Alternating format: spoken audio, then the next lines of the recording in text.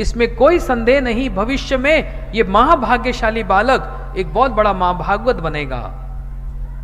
पांडव राज्य छोड़कर चले गए, परीक्षित जी को राज अभिषेक किया। वही परीक्षित जी वन में गए और वहां पर एक शमिक ऋषि जो ध्यान मुद्रा में भगवान के चिंतन में आविष्ट हैं,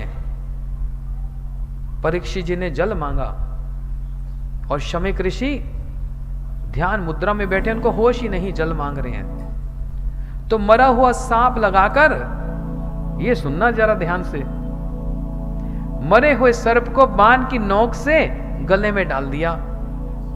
अब इसी पर ही हमारा बड़ा विरोध है उन लोगों से, वो भागवत करने वाले जो सिर्फ पढ़ते हैं, जानते नहीं हैं और अज्ञान वशता ये कहते हैं कि परीक्षित जी ने सोने का मुकुट पहन रखा था और उन्होंने ही कली को सोने में, स्वर्ण में स्थान दिया था, इसलिए परीक्षित जी की मति भ्रमित हो गई और उन्होंने शमक ऋषि के चरणों में अपराध किया।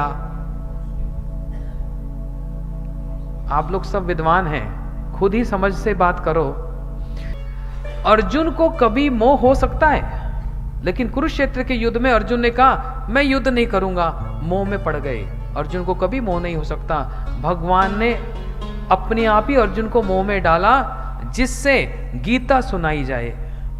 अब वो गीता अर्जुन को नहीं सुना रहे हैं, गीता हम सबको सुना रहे हैं। अर्जुन को तो एक माध्यम बनाया। समझ रहे बात को?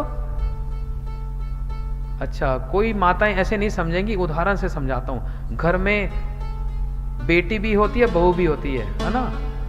तो बहू को कुछ सुनाना पड़ता है ना, तो बेटी को जोर से सुनाया जाता है। अब समझ आएगी सबको बात।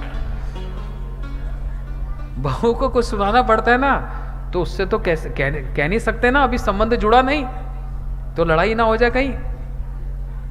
तो जोर से बेटी को बोलते हैं, अरे बेटी, ये हमारे घर में ऐसे कपड़े नहीं पहनते। तो बेटी को नहीं पता क्या, जन्म से वहां रह रही है, तो किसको सुनाया जा रहा है? हाँ, तो जिसके साथ संबंध है उसको सुनाना पड़ता है, लेकिन सुनाया जाता है बहू को। इसलिए गीता अर्जुन को नहीं सुनाई, गीता हम लोगों को सुनानी थी, लेकिन अर्जुन के साथ संबंध था इसलिए जोर से अर्जुन को सुनाया। ऐसे ही गीता को अर्जुन के माध्यम से जगत में उतारना था, और वैसे ही भागवत जी को भी इस जगत में उतारना था। इसलिए अपनी इच्छा से ही परीक्षित जी के द्वारा ये मरा हुआ सर्प शमिक ऋषि के गले में धारण करवाया। भगवान ने अपनी इच्छा से करवाया। क्यों? अब यहीं से ही भागवत जी जगत में उतरेंगी। ये भगवान का एक उद्देश्य था, एक प्लान है। इसमें परीक्षित जी का दोष नहीं। वृंदावन के बहुत बड़े भागवत करने वाले, अरे इतना नाम है उनका, लाखों लाखों लोग कथा सुनने आते हैं। गोवर्धन में एक बार कथा कर रहे थे हमारे आश्रम के पास में, हम लोग लाउड स्पीकर पे सुन रहे थे। वो बड़ी हंसी की बात, हाथ में पहन रखी है सोने की अंगूठियां, ध्यान से सुनना।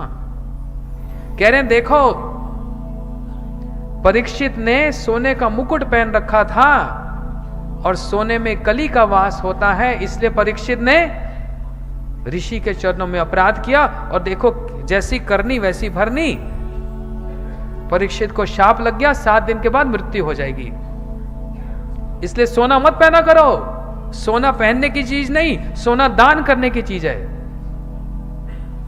लेकिन जब बोल रहे थे ना, तो जितने सारे बैठे ना सब देख रहे, महाराज जी खुद तो सोने की अंगूठी पहन रखे और हमको कह रहे हैं सोना मत पहनो।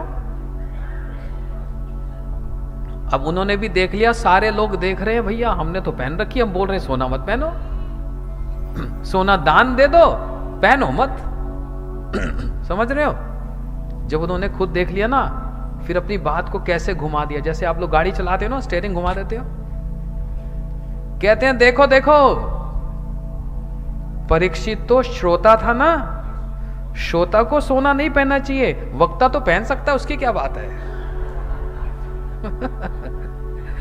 ये ऐसे ठगते हैं। और बड़े बड़ा नाम है, टीवी पे आते हैं, आप सब लोग भी देखते हो, लेकिन क्या कहें, भागवत का सिद्धांत तक जानते नहीं, मर्म भी नहीं जानते, अंदर का तात्पर्य नहीं जानते। और सोना पहनने की नहीं, दान की चीज है। मतलब क्या? लाओ ले आओ, ले आओ ले आओ, लादे लादे, राधे राधे नहीं, लादे लादे। वो राधे राधे नहीं बोल रहे, लादे लादे बोल रहे, ले आओ ले आओ। इस प्रकार से परीक्षित जी परम भागवत हैं। हम परीक्षित जी के चरणों में प्रणाम करते हैं, श्री सुखदेव गोस्वामी जी के चरणों में प्रणाम करते हैं। भागवत जी का अर्थ, उसका मर्म वो हमारे हृदय में भी आ जाए, हम भी ठीक ठीक रूप से भागवत जी की कृपा से ही भागवत जी को हम समझ पाए। यही बोलकर आज की कथा को मैं यही प्रणाम करता हूँ। बोलो श्री वृंदावन बिहारी लाल की, बोलो भागवत महापुराण की।